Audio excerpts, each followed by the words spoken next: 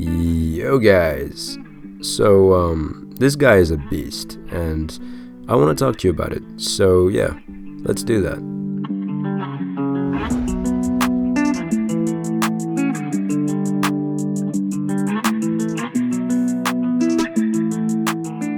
So first thing I want to talk about is the naming situation here. Since this guy is the Note 20 Ultra and arguably this is the main flagship, whereas the Note 20 is to me the cheaper alternative, even though I have my opinions about the Note 20 and they're not positive at all, but you know, £1,000 or dollars isn't exactly a cheap alternative, but whatever. But here in this case, the word that carries the integrity is Ultra, whereas the word Note doesn't necessarily mean anything anymore. It's kind of in the same way that Apple renamed their main flagship lineup to Pro. So the iPhone 11 Pro is the main and the iPhone 11 is the cheaper alternative, whereas that's actually a cheaper alternative.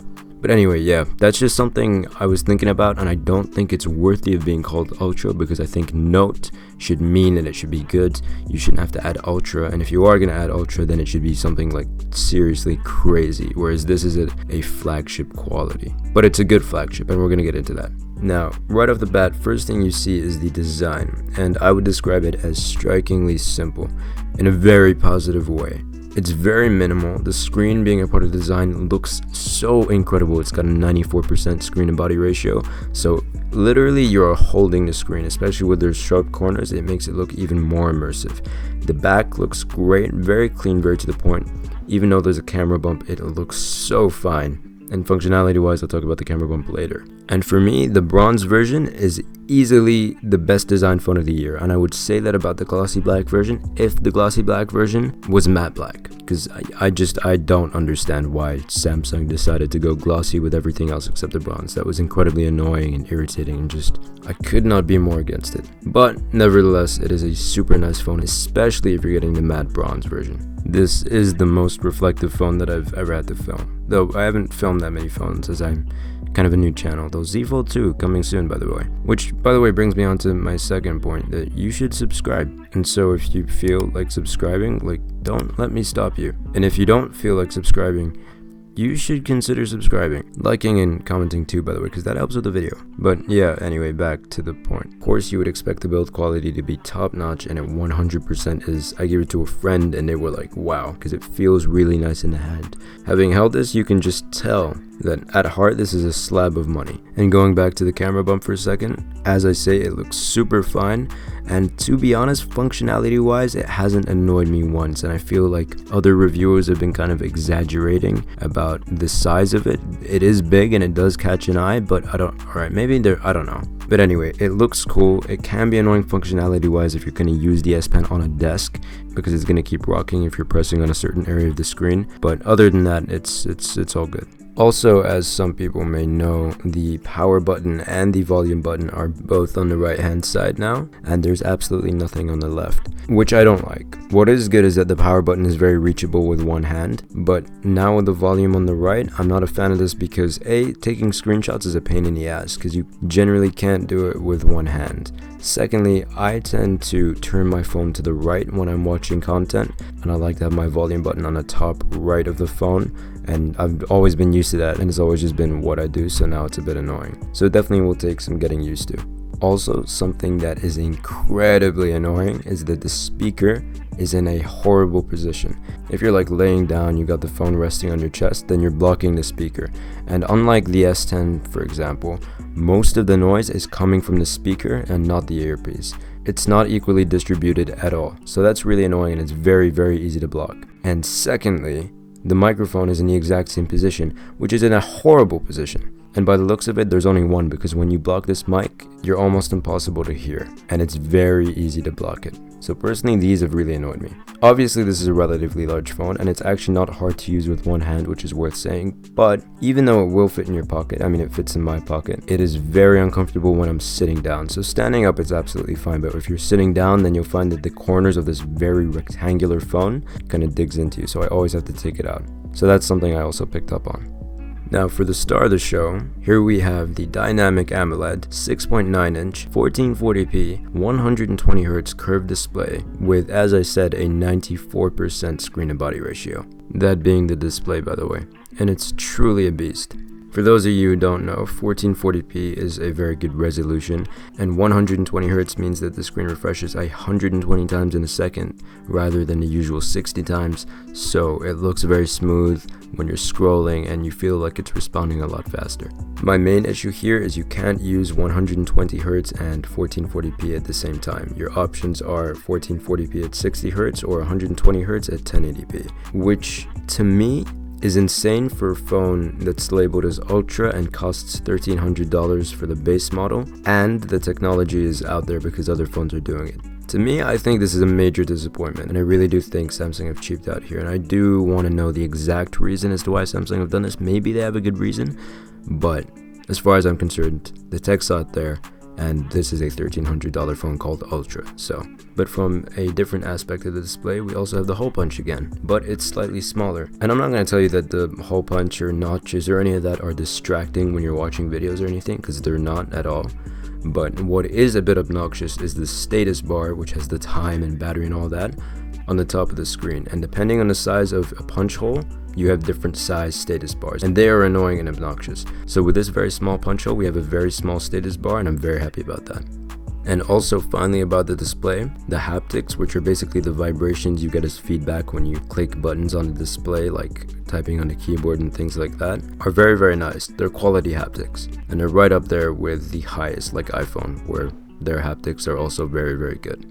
Now, this is a large phone, but it also has a S Pen inside of it, yet it manages to hold a 4500 mAh battery, which I think is actually pretty good on paper. But unfortunately, I have on average gotten around usually just under 5 hours of screen time per day, which isn't good. We're talking about having full brightness on, 120Hz at 1080p, having unplugged it from the charger at 11:21 a.m. and it went all the way down to 0% by 9:53 p.m. That's about 10 hours of it being alive during the day, but as I say, just under 5 hours of screen usage, with my usage generally being content consumption and social media. Now, this is disappointing, but it's definitely worth noting that I have the Exynos model. Now, what does this mean? If you're in the US, you will be sold a Snapdragon Note 20 Ultra.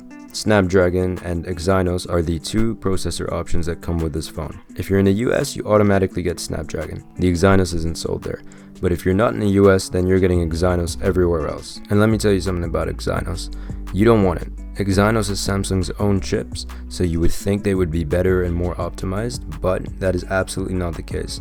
If you have an Exynos phone, it will be slower, it will age worse, it will have worse battery life, worse camera processing, and chances are it will get hotter and throttle faster. Now, I'm not saying that it's terrible battery life and terrible throttling and terrible camera processing. I'm not even saying they're bad. They're still really, really good, but they're worse than Snapdragon. And the battery life is where it really takes the hardest hit. For me personally, I feel like battery life is really bad with Exynos. So yeah, always bear that in mind, depending on your region. Now for the S Pen. First off, as you can see, it is on the bottom left of the phone now rather than the bottom right. Doesn't make a difference to me, but if you're a usual Note user, then that might take some getting used to. But as you know, the big deal here with the S Pen is that the latency is 9 milliseconds. So 9 milliseconds is how long it takes for the screen to respond to the S Pen when you're drawing, writing, whatever. And 9 milliseconds is actually 4 times faster than before. And so as a result, basically it feels like you're writing very, very smoothly. It starts to feel less and less like it's on a screen and more real. A lot of people have been comparing it to Apple Pencil because it's in that same territory, if you've ever tried Apple Pencil on a newer iPad. And of course, with the 120Hz display, you get a very nice result. And for me personally, I found the S Pen generally quite fun, and for the right people, I think it's very, very functional. Me personally, I didn't pull it out other than the times where I was just kind of remembered it was there and messing about. But you know what I think is that for a lot of people, it could be something that you didn't know you need. So once you've used it, if you leave it, you're gonna need it. It's like something you can't live without now that you've tried it, because you didn't need it until you used it.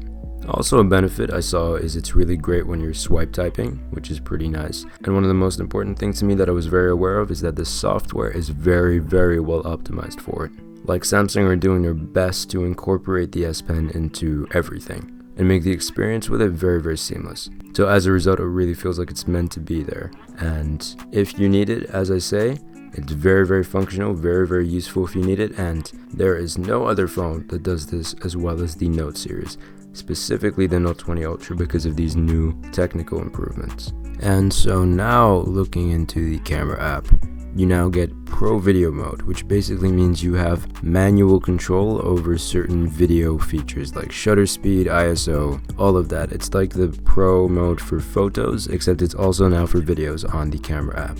This year they're not wasting any hardware space with sensors, LiDAR, all of that, except they have got a laser focus now, which, if you don't know about the S20 Ultra, it had some pretty bad focusing issues when it came to videos, and it just couldn't focus on things. So with this laser focus, that's actually sorted now, which is nice. But then other than that, you got a triple camera setup with a 108 megapixel main camera, a 12 megapixel 5x zoom, which was a very interesting choice here. It's quite zoomed in, and so as a result, you're able to get 50 times digital zoom, which I thought was pretty gimmicky until there came that one day where it actually ended up being very, very useful.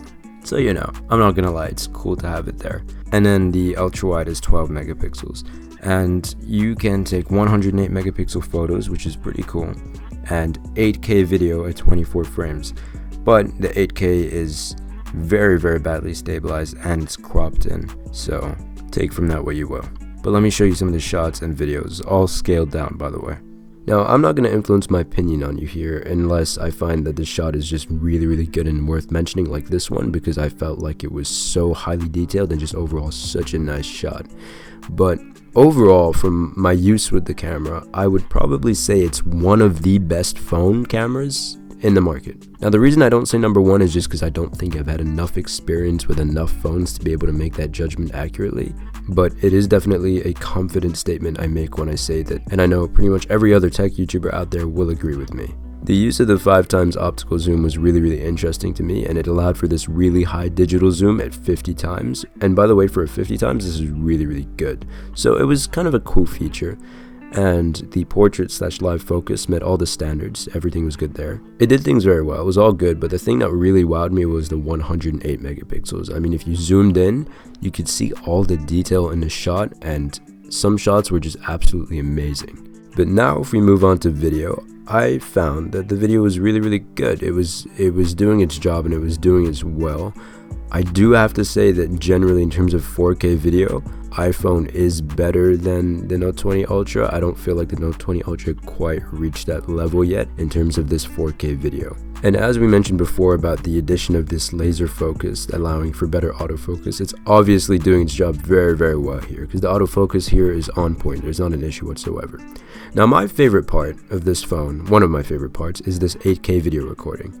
So it looks really, really, really good, and once you add a bit of color correcting, add a crop onto it with some black bars, it looks so nice. I would genuinely believe it came out of a cinema camera.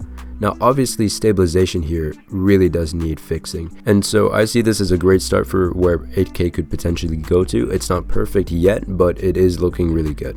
And so now for the conclusion. The first factor that we have to take in for the conclusion is the pricing, and in the US, it starts at $1,300 for 128 gigs, which is insane. But in the UK, it's £1,180 for 256, which I actually can just about justify.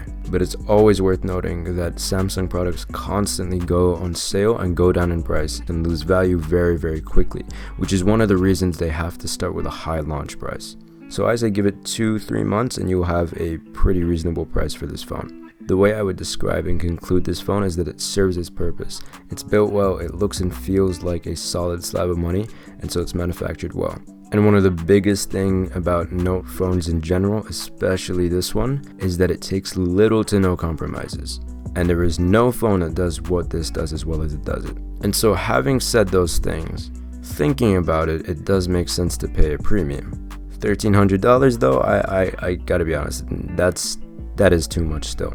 But as I did say, I can justify the price in the UK because this phone is the only phone that does what it does as well as it does it, with, as I say, no compromises, but it's on a very thin and blurry line in terms of justification for the price. So it's more than fair to say that the price isn't justified from certain and many people's perspectives. But as I said, the price will go down very quickly, very soon, and having said that, it will be justified in a matter of 2-ish months.